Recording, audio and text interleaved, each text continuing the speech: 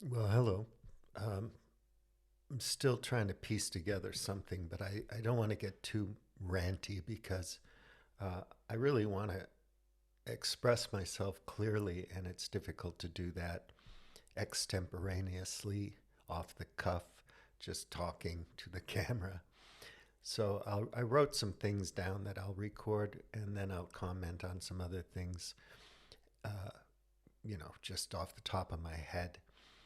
One of the things that annoys me sometimes is when friends, people I care about and respect, say things like, well, it wouldn't benefit Putin to launch a tactical nuclear strike because it wouldn't benefit him. Well, a lot of people in the media are saying that he's just completely crazy and irrational and a maniac. So why would he make rational decisions based on what benefits him? Maybe he's just totally out to lunch. Who knows? Nobody knows. But anyway, um, when people are backed up into a corner, sometimes they make mistakes or they do something they'll regret. So if you want to de-escalate a street fight, you have to behave in a certain way to do that. If you behave too aggressively, it will erupt in a dangerous fight. So maybe you're tough. You always win. You never lose. But anyway, how did the invasion of Ukraine benefit Putin, really, when you think about it? Obviously, he doesn't care about Russian people or Ukrainian people or anybody. He cares about his power and however that's expressed and maintained and so on. So, yeah, if we thought like that and we took into account the bigger picture, we might look at, our current system and think, well, it's pretty damn great. And if you compare it to the 18th or 19th century, it's wonderful. But it's not perfect. And it could benefit us to do things slightly differently if we thought about it, if we took into account the whole picture. Why would people do anything bad if it didn't benefit them? Well, sometimes they do bad things that don't benefit them. That's just a fact. Not to mention that they do bad things that screw with other people.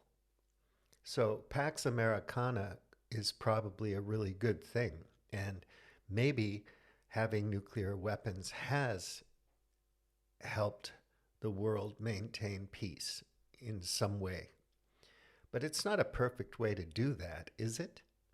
You can imagine better ways to do that, can't you? Less riskier ones. So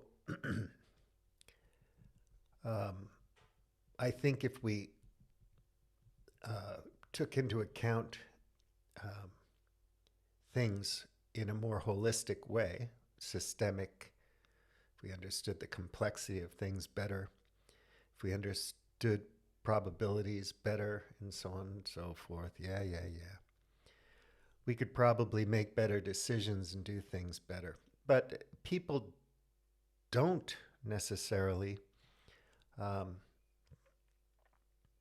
they're not motivated just out of a desire to see progress. you know, Everyone knows this is basic economics, right? You want to benefit yourself. And so you work hard and you do things, and maybe you improve your situation, you get richer or whatever, and somehow that also benefits your children and your community and the world in some way. But we also have to recognize negative externalities of what we do and business and so on. And we have to recognize how things affect the environment. It's a big picture out there. And if you're not thinking about the big picture, then there's something wrong with you. You're missing something. That's what I keep trying to point out to my friends. So, yeah, maybe the Yanis Varoufakis idea of ending the war quickly, giving Putin a way out. No, you can't do that. We don't negotiate with terrorists. He has to die. We we fight until the bitter end, no matter how many people die. Okay, all right, yeah, that's you just turn on the TV, you'll get that point of view. But there's a lot of other ways to think about it. If you want to find them, you can find them. There are tons of resources out there, many smart people with lots of experience in the military and security who have that point of view, that perspective, and who understand the bigger picture probably better than a lot of these people who are motivated and incentivized on a much more short term, profits first basis. And there's a million examples like this. So when I was reading the Nicolo Soldo piece uh, and the Nicholas Nassim Taleb piece, everybody's, coming at things from their own particular ideological perspective, and they're defending their thinking and perspective. That's what people do. It's a it's an it's a mistake to think that any one of these people understands the whole picture. Some people can think in more broad terms across domains and take into account more things than other people. Some are more dogmatic. Some are more um, uh,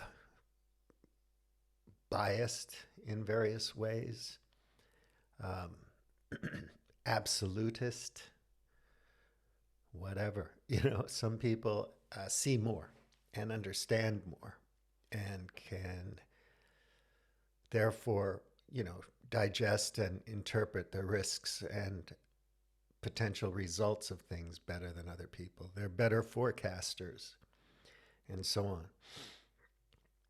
Anyway, we all seem to want to hunker down around our ideological biases and then just imagine that everybody who doesn't see things the way we do are stupid. That's a constant default position people have.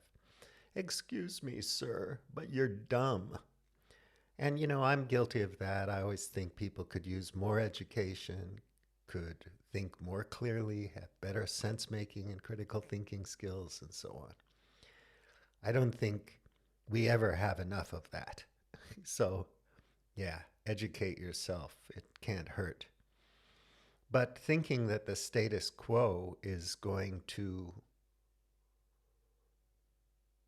automatically give us Steven Pinker-esque progress forever and ever is naive and ridiculous also. We can be thankful for a lot of things and still know that there's a lot of work to be done. And certain things cannot and must not be ignored. So you can trash Greta Thunberg, people like that, and say that they're all hysterical. Or you can just try to understand where they're coming from and see what aspects of their point of view and understanding is valid and fold that into your own perspective so that you have a more accurate, fine-grained understanding of reality. And then you can go about being a part of the solution, somebody who can actually do something about it. So yeah, you can point your finger at me and say, I don't have the solutions. Nobody listens to me. I'm not an influencer. I'm nothing special. I'm talking to you because I want to talk to somebody. So this is what I'm doing right now. If you were down the pub with me, we'd hash it out intensely and we'd have a lot of fun doing it. I promise you, I'm not bad company. But there's a lot of work to be done. And so if we are going to become part of the solution, then we're going to have to listen to a lot of different perspectives, more freedom of speech, more open-minded, broad-minded, across domains of understanding. We're going to have to continually educate ourselves and so on. It's the only way this thing works.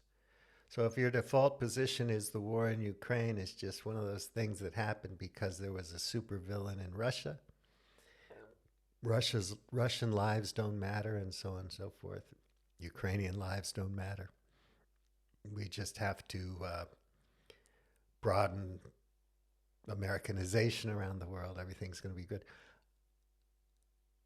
Is China in Mexico with special operations bases? How many countries is it at war with right now? Kinetic, to use the jargon. Kinetic warfare.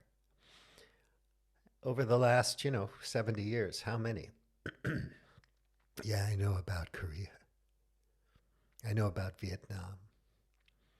But you know what I'm saying.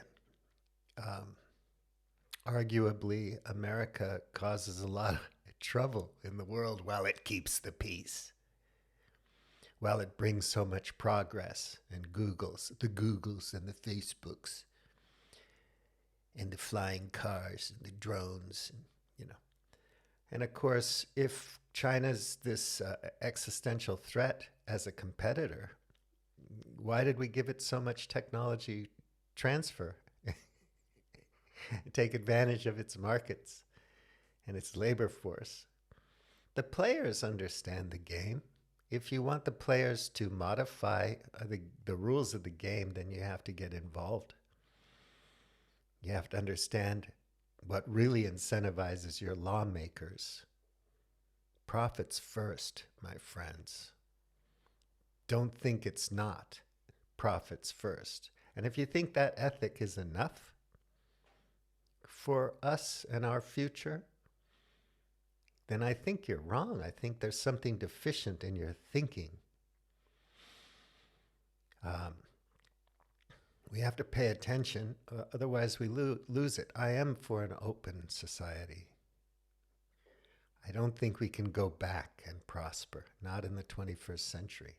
But we could wind up going backwards, and that would be a different way of life. And circumstances might dictate that that has to happen. And so if it does, well, there you go. That's what it is. That's what your children inherit. So thanks for listening. Buliam T. out.